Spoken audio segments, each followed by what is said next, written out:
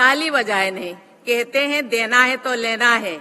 आपके उनके टाइम पे ताली नहीं बजाए, फिर आपके टाइम पे कौन ताली बजाएगा? आज मैंने देखा जो 2 बच्चों को हम गोल्ड मेडल दे रहे थे, 2 लोगों को मैं डिलीट दे रहे थे, कोई बच्चे ताली नहीं बजाए। मुझे लगा कि बच्चों को शायद मना किया गया है। नहीं, बच्चे थोड़ा टायर्ड हो गए हैं, कहीं अभी 3 बज गया, भूख लग रहा होगा। क्योंकि साल भर के संघर्ष, परिश्रम, अनिद्रा होकर के जो परिश्रम आप किए हैं, आज मुझे थोड़ा इतना उत्साह नहीं लग रहा है। पिछले 65 वर्षों से ये संस्थान विज्ञान और तकनीकी के प्रचार एवं महत्वपूर्ण भूमिका निभा रहे हैं। इसके लिए मैं इस संस्थान से जुड़ी सभी पूर्व और वर्तमान विद्यार्थियों, शिक्षकों और प्रशासकों की बहुत बहुत सराहना करती हूँ। मैं आज के दीक्षांत समारोह में पदक और उपाधि प्राप्त करने वाले सभी विद्यार्थियों को हार्दिक बधाई देती हूँ। दीक्षांत समारोह में उपाधि प्राप्त करना कई वर्षों की उपाधि के लिए आपकी मेहनत और परिणाम है। ये आपकी उपलब्धियों का उत्सव मनाने और भविष्य के लिए नई संकल्प लेने का अवसर है। लेकिन आज मुझे लगता है, क्योंकि साल भर के संघर्ष, परिश्रम, अनिद्रा होकर के जो परिश्रम आप किए हैं, आज मुझे थोड़ा इतना उत्साह नहीं लग रहा है।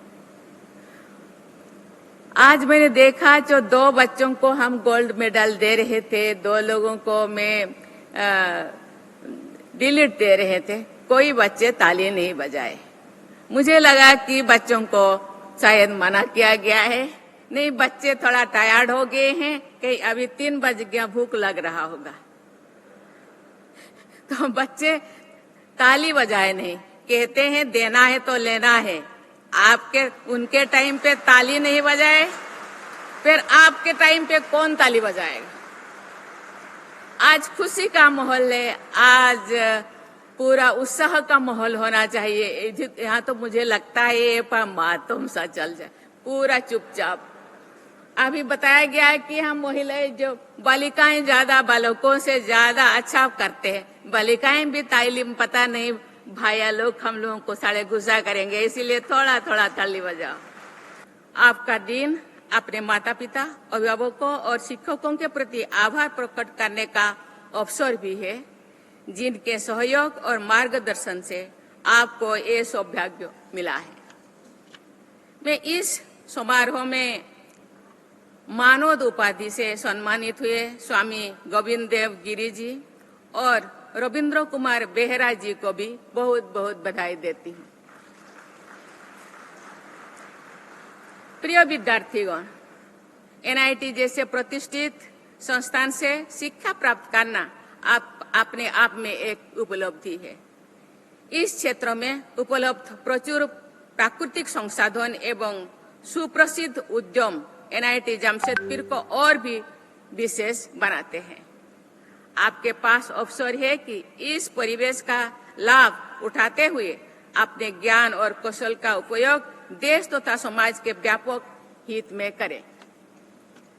मुझे ये बताते हुए मुझे बताया गया है कि एनआईटी जमशेदपुर में ऐसा इकोसिस्टम विकसित किया गया है जो शिक्षा और नवाचार को लोगों की जरूरतों और देशवासियों की आकांक्षाओं के साथ जोड़ता है। सरकार के प्रयासों से परंपरागत क्षेत्रों के साथ साथ डिफेंस, स्पेस और एटॉमिक एनर्जी जैसे गैर प्रासंगिक क्षेत्र भी युवाओं को उद्यम स्थापित करने के अवसर प्रदान कर रहे हैं। तकनीकी रूप से सक्षम आप जैसे युवा इन अवसरों का उपयोग करके न केवल अपने लिए बल्कि दूसरों के लिए भी रोजगार सृजन कर सकते हैं।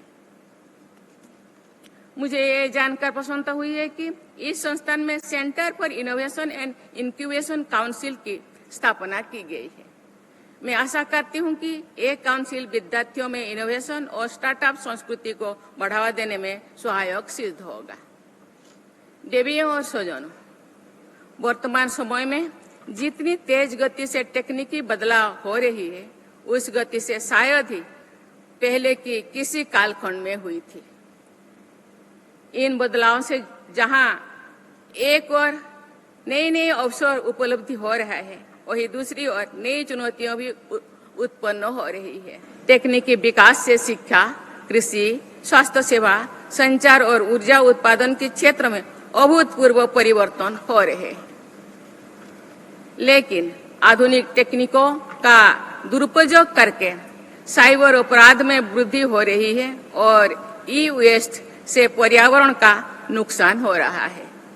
एनआईटी जमशेदपुर जैसे महत्वपूर्ण हितधारकों से ये अपेक्षा की जाती है कि ये आधुनिक तकनीकों का सामान्यजन और समाज पर पड़ने वाले कुप्रभावों के नियंत्रण और समाधान में भागीदारी करेंगे।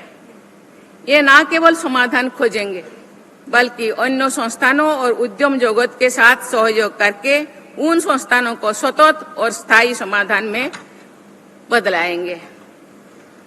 हमारे सामने कई ऐसे चुनौतियां हैं जिनका सामना करने के लिए मल्टी स्टेक होल्डर अप्रोच के साथ आगे बढ़ने की आवश्यकता है। उदाहरण के लिए सस्टेनेबल एनर्जी डेवलपमेंट या वेस्ट मैनेजमेंट के लिए इंजीनियर्स द्वारा टेक्नोलॉजी का विकास तो किया जा सकता है, लेकिन उस टेक्नोलॉजी को आर्थिक और सामाजिक रूप से व्यवहारिक बनाने में अर्थशास्त्रियों, समाजशास्त्रियों और उद्योग जगत की अहम भूमिका होती है। देवियों और स्वजनों, शिक्षण संस्थाएं केवल शिक्षा और उपाधि प्राप्त करने के केंद्र ही नहीं है, बल्कि ये शोध के प्रमुख केंद्र है तथा राष्ट्र की बौद्धिक प्रयोगशालाएं भी है। यहाँ पर देश के भविष्य की सोच आकार लेती है। एनआईटी जैसे संस्थानों में शिक्षित इंजीनियर्स को ऐसे नेशन बिल्डर्स की भूमिका निभानी चाहिए। लाइव लगातार के वीडियो को लाइक करें, सब्सक्राइब करें और बेल आइकन को दबाना न भूलें।